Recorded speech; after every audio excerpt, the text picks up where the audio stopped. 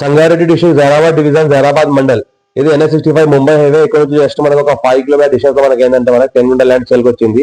ఈ ముంబై హైవే నుంచి sub road మనకు ఈ రకంగా వెళ్ళాలి. ఈ రోడ్ వెళ్ళంగానే మనకి ఏంటంటే ఈ రోడ్ కి మనకు ఫస్ట్ బిట్ ఉంటుంది. మనకు 10 గుంట ల్యాండ్ సేల్కి వచ్చింది. 16 లాక్ చెప్తున్నారు. లైట్ గా నెగోషియబుల్ అయ్యే అవకాశం డైరెక్ట్ ఫార్మర్ దగ్గర ఉంది.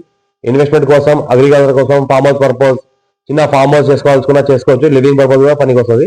మనకి ఎనీ టైం సంవత్సరాల మొత్తం ల్యాండ్ మనకు కాల్ వస్తుంది. ఊరికి ఆనుకొని ఇళ్ల మధ్యలోనే ప్రాపర్టీ ఉంటుంది మనకు. ఎందుకంటే ఇంకోటి ఛాన్స్ ప్రాపర్టీ 16 లాక్స్ చెప్తున్నారు. లేదు నెగోషియబుల్ అయ్యే అవకాశం కూడా ఉంది. Pure red side area. Title మొత్తం క్లియర్ గా ఉంది. 54 నుంచి ఖసరా పాడి ఆర్వారి అంతా క్లియర్ గా ఉంది.